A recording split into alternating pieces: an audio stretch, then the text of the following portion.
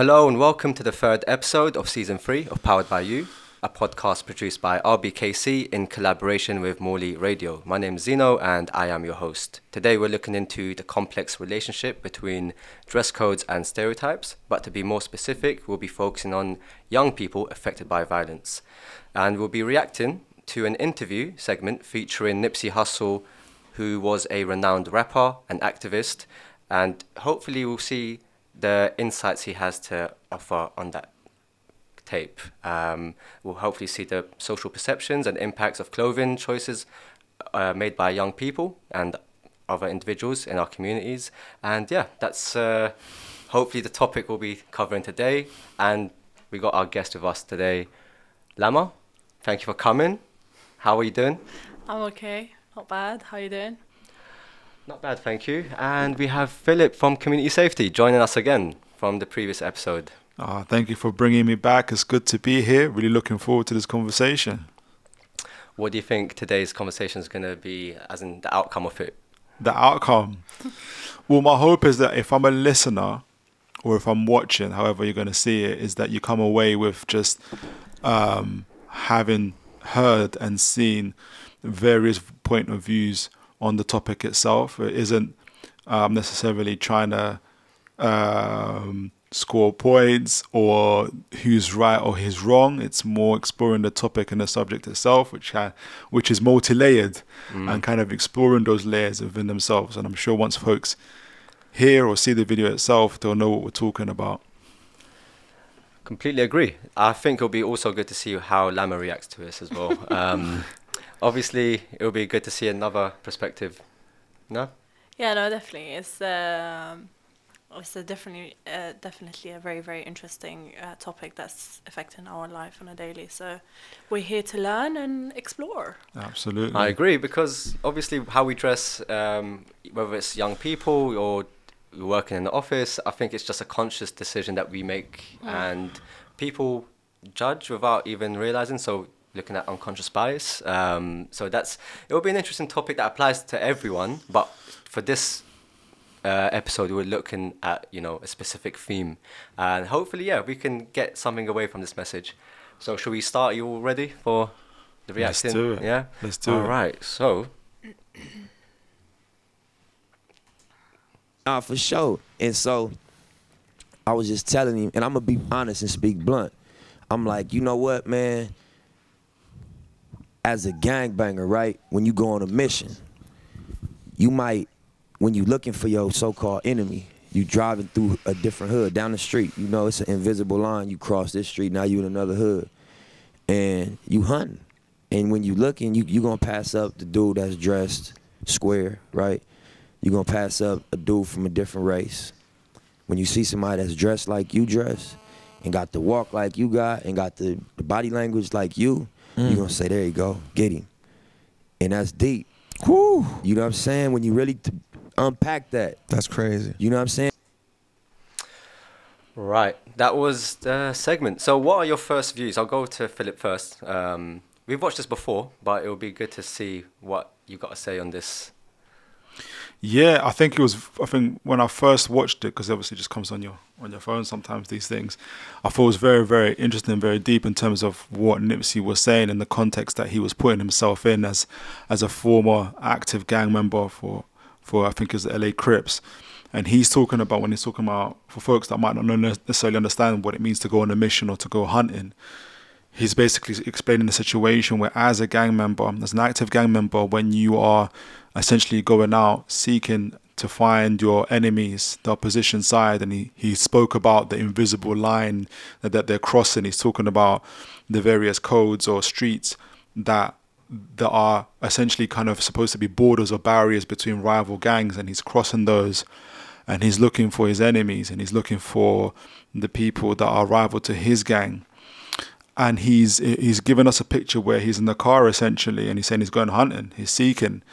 And as he's explaining that and he's unpacking that, he's saying he's going past the person that's dressed like a square. And if someone doesn't know what that means, it means essentially a civilian, a normal civilian, a nerd. You can imagine, for instance, someone in glasses and a checkered shirt, for instance. Well, that's what he's talking about when saying a square. And he pays that person no mind. And he continues. Then he sees someone, he then says from clothes, he says to race. And he says, you know, he might see a person that's not his race. And for those who can't see that, Nipsey's black. And he said, you know, he'll see them, he'll pay them absolutely no mind. This is obviously all whilst he's looking for the person or for the gang members that he's looking to do serious harm, serious damage to. So he passes up the nerd, he passes up the person that's not his race, and he's looking for the person that is his race and is dressed like him. And he begins to explain, walks like him, possibly even talks like him. And that's the person that he's ready to jump out of his car and cause serious damage to. And then he says, it's like I'm looking for myself. He's gone across the other town to look for someone that's exactly like himself. And that's the person that he's going to inflict serious damage to. And so that's the context that he lays out for us. And as he says that, if you unpack that, it's real deep. So I guess that's what we're here to unpack, really. Yeah, I understand that. But do you say it's fair that, for example, because you choose to dress a certain way, you could be someone who's a fan of a certain genre of music and you want to, you know, embed yourself in the culture, and you dress a certain way, and you potentially might pick up a few characteristics, I'd say, and someone might think you're involved in some stuff that you may not be in the first place, and you've got to pay for that consequence. So I think there might be a case where we might need to raise awareness that not everyone that chooses to dress a certain way might represent a certain group or cohort. And I think I see both sides of the argument, of course, because we live in a realistic society where there are consequences and you can't control everything, and you should look at the risk and manage it yourself. So yeah, I think it's an awkward one. Would you agree, or do you think that we should actually not dress a certain way? I think from Nipsey's perspective, for instance, in the context that he laid it out, he in that situation while seeking the people that he has problems with and he's looking to inflict harm to. It doesn't sound like, from what he's saying, and I appreciate it's a 30-second segment, it doesn't sound like he's necessarily worried about what's fair, or he's willing to really take time to assess if I could be unfairly judging this person who's dressed like me, who walks like me, who's the same race as me, whether they're involved or whether they're an opposition gang member to me. He's already got a category in his mind for the person, the type of individual that he's looking for, and how he identifies that person is based upon himself. That's what makes it so deep. So he's not judging it upon what's fair or upon what's a stereotype or a bias, unconscious or otherwise. He's basing it on himself. If this person is walking like me and is talking like me, is dressed like me, and even the same race as me, he must be on what I'm on. That's what makes it so deep. And that's what he says, that he's looking for someone that's himself and looking to like I said, cause real damage to that person. Okay, that 1 sec. Yeah, that makes sense. I'm going to hear from Lama, see what she says, because she hasn't given us her first thoughts and what she thinks about the whole clip. And she might think otherwise, or maybe she might agree with you, so it'll be interesting to see her views. So what do you think, Lama? Yeah, so I think the first thought that came to mind when you just showed me the video, it's very interesting, because usually when people talk about, let's say, a stigma towards another group or racism against another group or someone, it's usually someone with a different too. It's always like, you know, I hate this person, for example, or I hate this group, or I dislike this group because they look different than me, or they talk differently, or they look different, or they eat different food. So it's always kind of associated with an idea of I'm gonna dislike and have hate towards He's different. someone who's different than me. So for the first time, which is quite interesting to hear that someone is actually having a problem with you because you give them a reflection of yourself. And that's quite interesting to look at and see why. And this is a personal perspective. I can be completely wrong, because at the end of the day, I can't speak on someone's perspective unless I've lived the experiences they lived. But it really tells you that, unfortunately, a gang culture is seen and, let's say, put in the media in such a really, really bad image and in videos and so on, that even people within that culture or within that image that have the media have set for them are seeing, you know, each other to be enemies. And again, that's not, I can't explain why he said that, because that's very personal, and it's like, you know, it's a lifestyle, I guess, but it's a first for me, to be honest. Yeah, of course. I think it's for someone that doesn't know about this kind of side of conflict, you would assume you're gonna have a problem with someone who's different, and that's the from what we see in terms of other things apart from gang violence. But in terms of this remit, I think they're looking for people. Yeah, for the first time, they're finding a reflection that would basically think, all right, you're involved in what I'm involved. So there's a common interest, and the interest is that it could be competition. Yeah. You know. Yeah, but also this brings me back to reflect on something I've read. I don't know if you guys heard about an author. His name is Frantz Fanon, and Frantz Fanon always talks about colonization and basically the natives and the colonized and so on. And I think he talks about it from a psychological point of view, because he's a therapist. So he talks about it from a very interesting perspective. And he kind of have a statement where he says the racist and the person who feels that someone is being racist towards, they both have an issue going on, or a conflict that's going on. And that's quite interesting, because even the person who feels that people are being racist against have a conflict inside, because you wouldn't really have the idea unless you really think that there's a problem, you know. And I think this kind of, what he said kind of brings me back to this, because again, it's a conflict, you know. The way you have a problem with someone that looks like you, it really shows that there's a deep conflict inside you to hate someone or to have an issue with someone that looks exactly like you. And that's a very disturbing. Very disturbing in a conflict, I guess. I think you're very spot on with that, because it's something to reflect upon, to see why is that the case, that for you to have such a deep issue with someone that looks like you as well. So it could be very much trauma related as well. And yeah, I think what he said, it is very deep, and it'll be interesting to figure out the perspective from someone who is not involved in that life, as in civilians, those that are in corporate jobs, maybe those that are part of communities, different. How would they view that person? So we can see how Nipsey Hussle says that from his perspective, how he views someone that looks like him, a reflection. But how would others perceive you if you were to be dressed that way? So that's another interesting thing, because is it also fair if someone was to stereotype you? And maybe even with stop and search, sometimes it's a touchy topic, because people say if you dress a certain way, but that's not always the case. If there was a description given, if there was something like an issue that happened and they was to profile someone, they would give a description, because a lot of stop and search workshops demonstrate what the step-by-step process is. But yeah, I think it's a sensitive topic, wouldn't you say? In terms of like someone who's not involved in the gang life.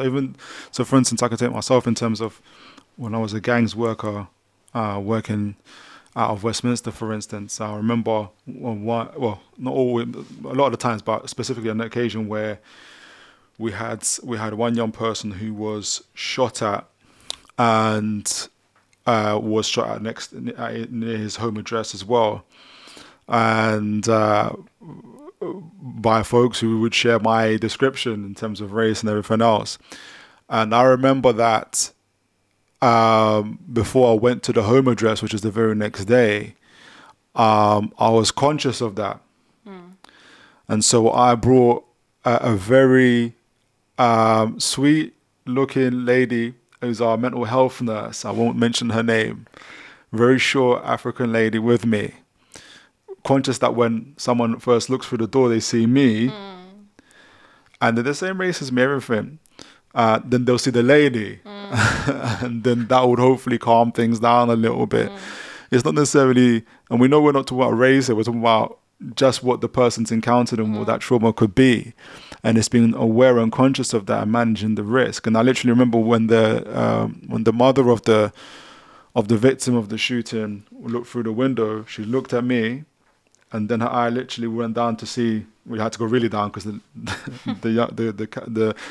mental health nurse is very, very short. Saw the lady next to me. She realized, okay, fine, this isn't who I fear it is. It is, probably services. And then opened the door. And sometimes even in those such situations where a neighborhood or a local area has been on the back of a really recent incident, stabbing, shooting, what have you. And this could be in any part of London, Liverpool, any part of the country in terms of that. And being conscious of that, even when as a gangs worker, I would be conscious of having my ID badge. I would be conscious of making sure that I did dress smartly, because I don't have the comfort of saying it's not fair for you to judge how I'm wearing, because even the gang members who are around don't have the time to be thinking about that either. Either you look like someone based on, like Nipsey Hussle said, your attire, your dress, the way you walk, the way you talk, and those situations are made, decisions are made very, very quickly. And unfortunately, there's a lot of cases where people who are innocent bystanders becoming victims of that. And so, it's just in that case, it's more about kind of risk management and doing things that way. Yeah.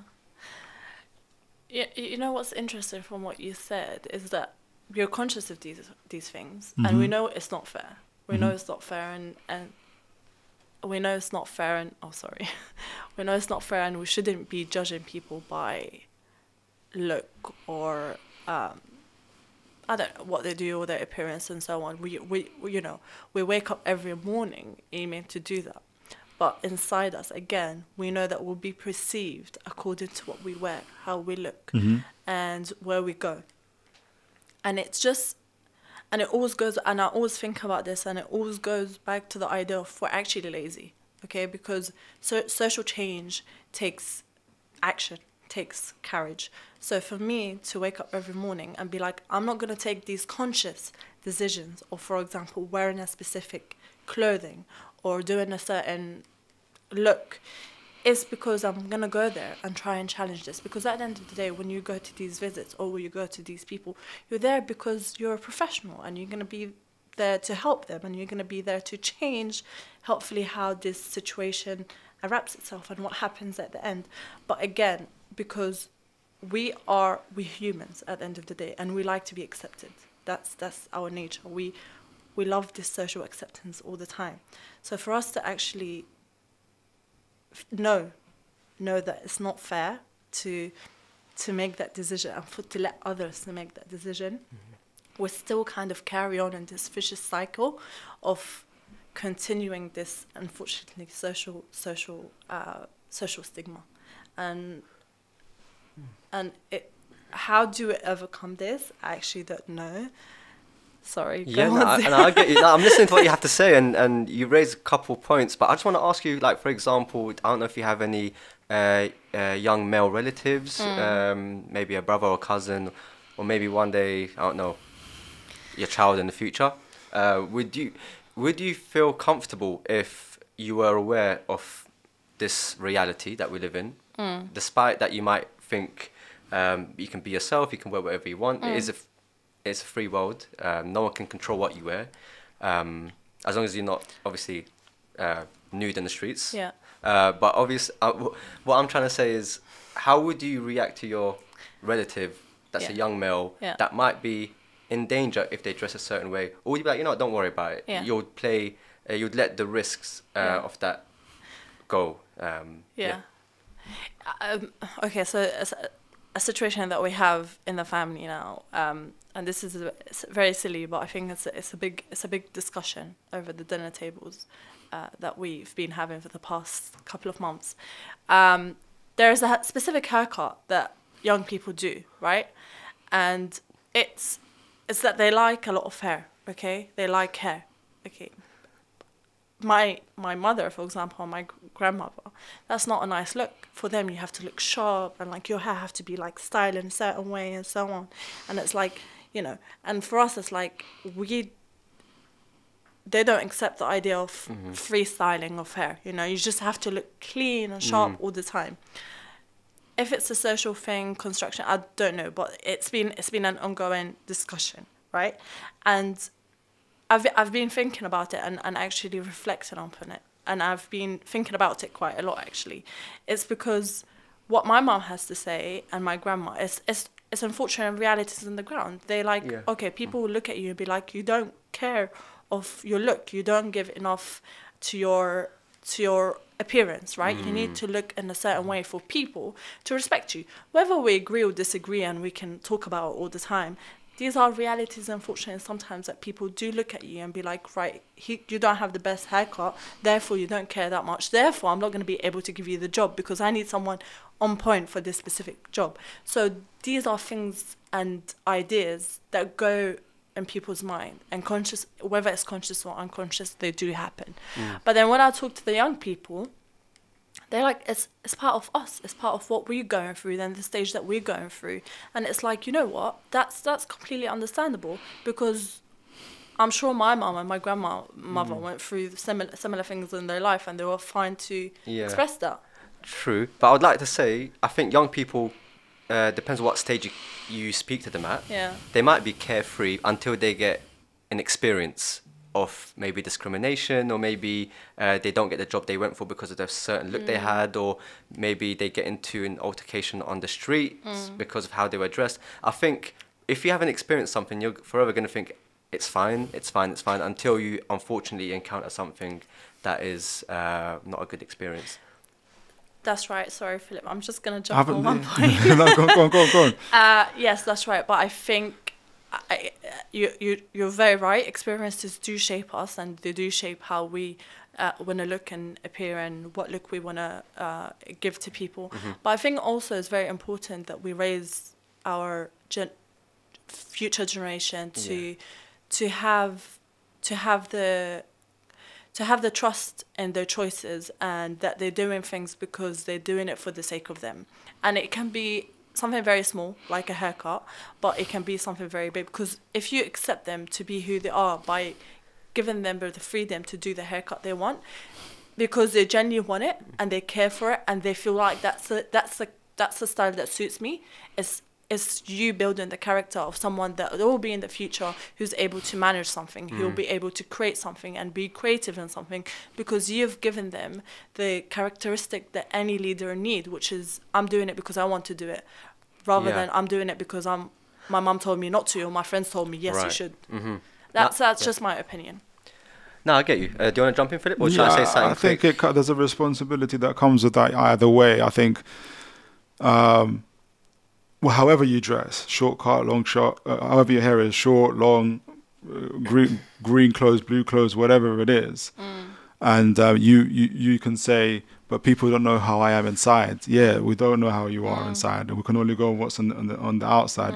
You control that, and so as long as you're willing to accept the responsibility that some people are gonna take you or not gonna take you, as long as in my mind is you don't start saying, you have to accept me no matter what it is. No. The other person has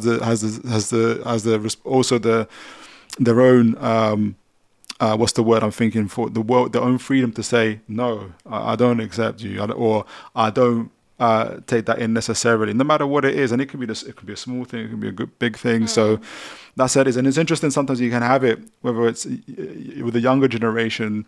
who with their haircuts or whatnot don't always accept the ones that, as Nipsey Hussle puts it, dress a little bit nerdy. Why aren't you letting your hair hang loose? Why don't you let your trousers low? Why are they so tight? Why are you wearing this belt? You're a nerd. You're 13, dressed like a 30-year-old, and it'll be, So it goes either way with people and human beings, and so no one can look into someone else's heart and mind and think what they're thinking all the time and understand them for that. All we have is what we have in terms of on appearance itself, and so there's a responsibility on the person who's putting on the clothes or the appearance, and the person who's also seeing and receiving that. As you grow, as you experience things, you get to your judgment on things becomes a little bit more comprehensive, a little bit more wider. But at the same time, also as your whatever you're putting on, you know what perception you're giving to folks. So I don't have, if I go to a community residential meeting in the borough, and we're talking about reducing serious youth violence, and I come in a hoodie that's or low hanging trousers, I can't tell the community, just accept me how I am. When unfortunately that's what they see on their stairwells of people selling drugs or that are involved in that. I can spend half the meeting trying to convince them I'm not that guy. Or I can dress and be appropriate and get that out of the way and then get the main message across. But it's up to me. It's up to me to do that. So, that's my thoughts on it. Yeah, definitely. Like your last sentence is up to me. I think is the key here. It's about having peace, inner peace in whatever decision you make. It's about I'm wearing these trousers today because they make me feel comfortable. Yeah. And whatever people are gonna say to me, I don't care because I know they make me comfortable. Yeah. I think these are the healthy discussions that we should be having with ourselves and with our community and our children. It's why are you wearing it, and are you really happy about what you're doing? Not because you're following someone or you're trying to prove to someone else a point, because they can be very stubborn that I'm doing this against my family, or they can be just following their friends, So it's just about creating that trust and that inner peace, because you don't want your child to go out there and keep having this inner conflict of, I want someone to look like me, therefore I'm going to go fight. You need to have a peaceful relationship with your decisions and your look. Yeah, I think both raise a solid point. But for me, my question is that should we lose hope in terms of trying to challenge these stereotypes? Because if we know that society, to a certain extent, it's ingrained that the views that we have, and we're going to adapt to, if you want to be taken seriously, like you said, you can't be turning up to a serious youth violence meeting with a tracksuit that's hanging halfway. Yeah. But at the same time, you want to be taken seriously. That makes complete sense. That I understand what you mean. Yeah. But also, does that mean that we should leave it like that, or should we challenge the stereotypes? You got me wrong. I'm not worried about changing stereotypes. I'm not losing hope. I think it is what it is. I mean, like I said, I can go into those meetings and spend 45 minutes of the hour meeting trying to convince folks it's okay that I'm wearing low-hanging trousers. I've got this dark hoodie on, but I'm here to help you reduce violence in the community. And then I can just see the disbelief in the residents' eyes and tell them, but you're wrong for thinking about me like that. I can do that. Or I can have a bit of maturity and growth as I'm growing up as a person, and understanding that sometimes my own comfort has to be sacrificed for maybe an hour meeting in order to get a particular message across and help that community. That's just all a part of adulthood and growing up and doing that. At the same time, though, you can have people who are judged for, I would say, immutable characteristics, i.e. your race, your gender, and it doesn't matter how you dress. And then, if you're trying to go for an interview or whatnot, that you might be judged according to that, which is not something that you want to change either, nor should you have to. I guess my view on those type of situations is that it's always the other person's loss.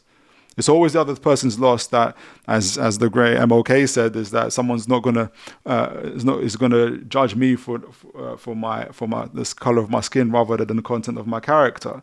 It's always, and so therefore it's always the other person's loss, no matter what it is, and whatever that environment is or whatever that opportunity or meeting is, it's not worth having in the first place. And so but that's my view. No, I get what you mean, because this topic can go on for hours and hours, and you can't really get a right or wrong answer, because I could say to you, someone who wears a suit may look competent, but that might not be the 100%. 100%. So with that said, I would also like what I mentioned before with before the podcast started. I told you I spoke to Carlos, that we both know. And we said about how young people tend to dress sometimes, and we shouldn't jump to conclusions. Some may come from like a low socioeconomic background, and they choose to wear maybe all black, and we just think straight away it's because they tend to be getting themselves in trouble, or maybe just they're hanging around with the wrong groups, right? But maybe the simple question or answer, shall I say, is that they can't afford to, have a lot of clothes to change into, and black would be something that doesn't get dirty. Well, it gets dirty, but you can't really see it, and you could wear it for like multi-purposes as well. You can go to the gym, you can go see your mates, you can sleep in it, you could, no would know. So I think that's what we were talking about previously with Carlos yesterday, and it was really interesting, because if you do wear bright coloured clothes, you're gonna have to change them as soon as they get dirty. But if you don't have that luxury of changing into clothes like that, or even washing them as many times, what happens? So I think people do tend to assume things, and there's truth. You could be right or wrong, and that's up to your actions, I suppose. Because as much as you're going to get stereotyped, it's how you display your actions would dictate the outcome of what's going to happen. I think. But even in those circumstances, it's not always necessarily adults or, for instance, the police that is the issue around stereotyping. It could be other young people. We can be cruel to each other.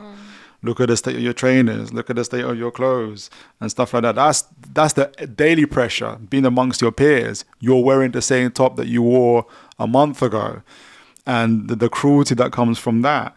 So I think it goes to everybody, I think. No, I agree. So I think we've covered most of the topics, and the ifs and whats and maybes, and can we do something about it? And I think when you touched about the young people and how much control, it all depends. You don't want to put too much control, but you want to make them aware of the consequences that come with it. And also it's important to learn from your experiences. So I think it's a journey. It's not like a 10-minute conversation to be had. It's something that you constantly need to inform people about as well. I see Lama's expression might tell me otherwise. What do you think? Just a couple of takeaways from what you and Philip said is, I think with these stereotypes, all of them is basically, it's the way I'm seeing it is it's a conflict. Are we ready to unfold this conflict or not? And some of them, as you said, they are worth talking about it. Like, for example, your race, your gender, your, whether you decide to wear a religious symbol, like, I don't know, headscarf, for example. These are things that are important for us to unfold and challenge when possible, because it's not nice for someone to be stereotyped for something that they don't have control over. There are other things that are, for example, young people, where they go through all black stage, this is something, again, it's debatable. There's a lot of ifs and buts and why and when and where. But again, I think let's more severe, I guess, than actually the other characteristic that people generally struggle and people are seen as a weakness rather than a strength. So for us, it's a question of what's worth challenging and what's not. Okay, yeah, that's wise words coming from Lama. That's good closing points as well. I think that concludes us to this episode. I think we've had a long discussion about it. Touched all the points. Good closing points from Lama. Do you have any closing points, or do you want to give any last message before we wrap up? No, obviously, like I said, we started off with a video of Nipsey Hussle giving I know it was only 30 seconds, but it was a very deep 30 seconds in what he's explaining. Very, very self-aware in regards to his history and what he was looking for and what it was. And so, and yeah, you can spend the good couple of days unpacking that. And yeah, really, really productive conversation, I think. Perfect. Well, thank you both for coming. Appreciate the conversation. And that is it for another episode of Powered by You. If you enjoyed what you watched, please comment, like and subscribe. And if you want to hear the audio version, it's on morleyradio.co.uk. Thank you.